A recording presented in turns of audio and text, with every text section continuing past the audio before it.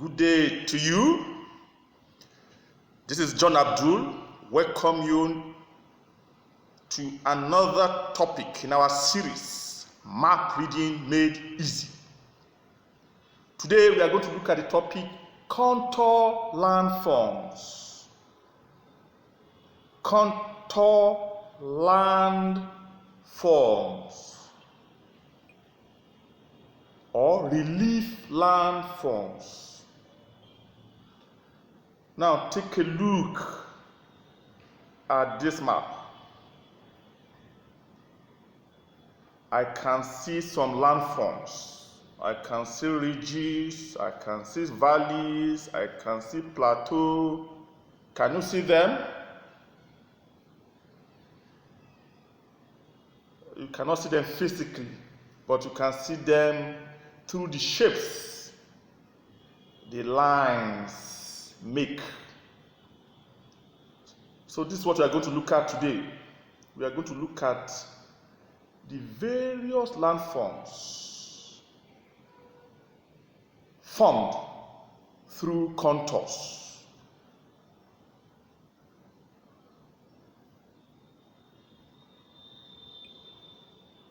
The first we are going to look at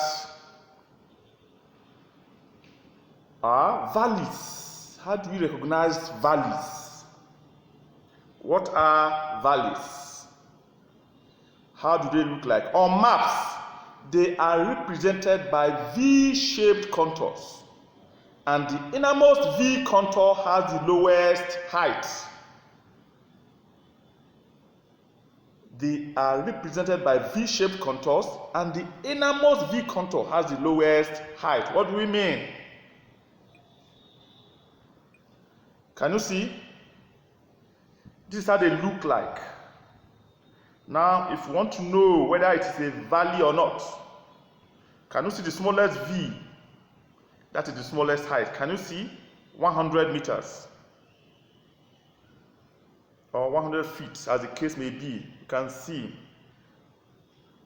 it rises up to 500. So where the smallest V has the smallest height, it is a valley. Let's move on. Spur. Like a valley, a spur is shown on maps by contours which are V-shaped. But in this case, the innermost V contour has the highest height. Can you see?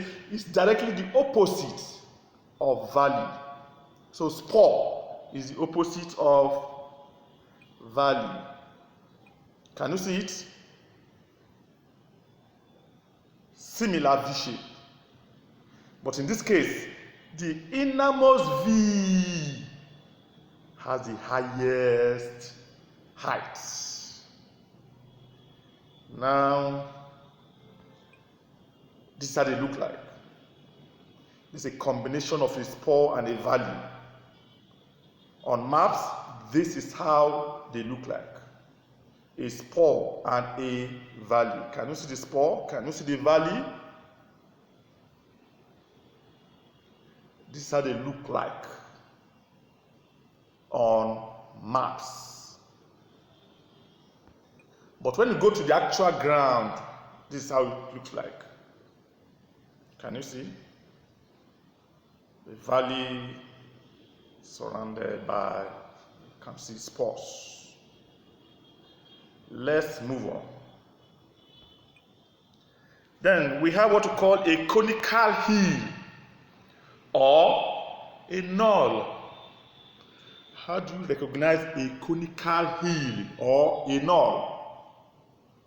Now, a conical hill is shown by a number of round or circular contours. The values of the contours are higher inside than outside the circle. What do they mean? Let's have a look. Can you see? When you have a somewhat concentric circles, shows a conical hill. Can you see? Can you see?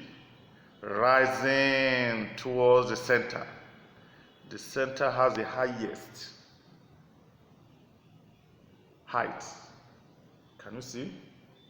Look at the right side of the diagram. That is how it looks like. That's how a conical hill looks like.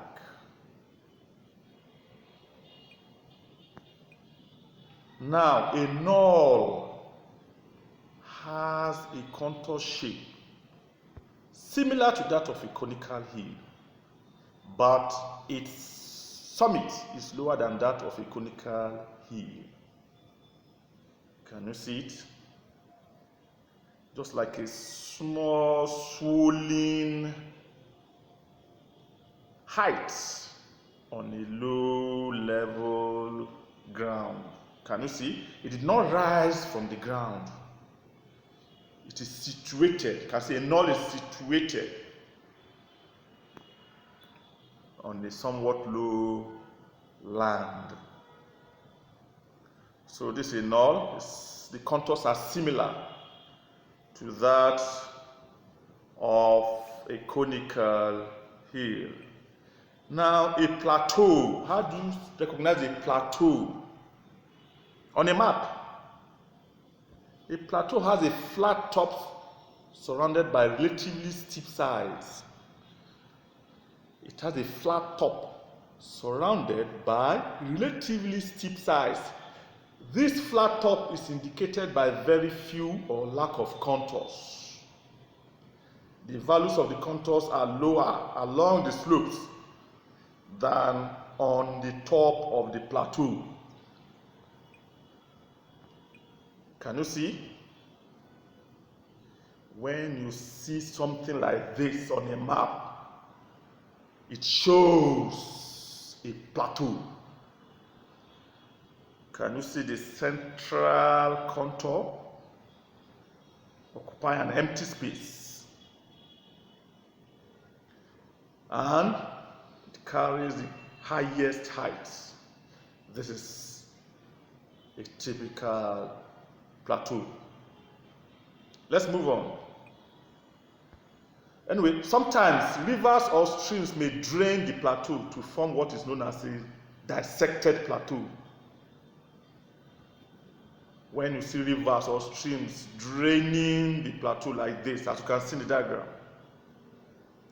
you can see those lines you see on those contours are rivers. So when you see a plateau like this with rivers, it is called a dissected plateau. Now, how do we identify a ridge? A ridge. What is a ridge? A ridge is an elongated hill. On maps, it's shown by elongated closed contours. On maps, it is shown by elongated closed contours. Can you see? Can you see the contours forming shape like a paramecium in biology? Can you see the contours elongated? And the innermost has the highest height. When you see something like this, this is a ridge. This is a ridge. Now we have what we call col or saddle and a pass. How do you identify a col or saddle or a pass on maps? Very simple. A col or a saddle is a low land between two peaks.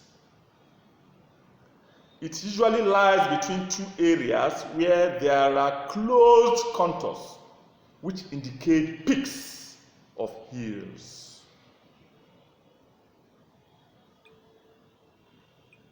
Can you see? Can you see close contours on a ridge? In between those close contours, can you see? Those are coals or saddle. Coal or saddle.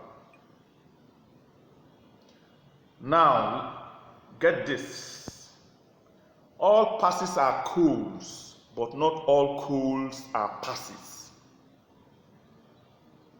A coal becomes a pass if it is being used as a route way. Can you see? If in between those close contours there is a route way, as you can see here now, there's a rail line in between. Can you see a rail line? You see? That means train can pass through. So if you see a rail line or a road or a river,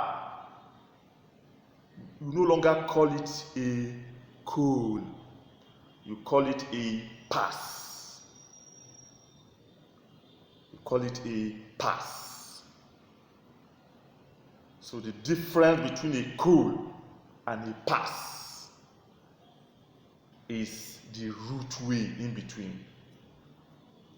Is the route way in between. If there's no route way, simply it's a coal or saddle. But if there's a route way, as you can see here, it becomes a pass.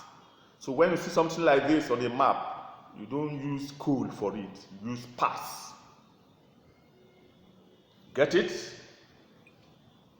Let's move on. Now there's what we call a gap. You see, a gap is similar to a coal or saddle because it is a lowland between two hills or highlands. A river gap normally has a river passing through it. A dry gap has no river.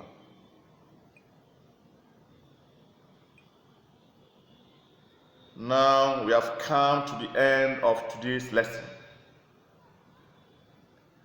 Now take a look at this map critically. Take your pen and paper. Write down any contour or all the contour landforms you can recognize. Get their names on a paper. Write down some of the contour landforms you have learned today.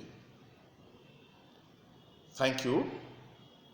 Until I come your way in the next lesson. Always stay tuned and keep safe.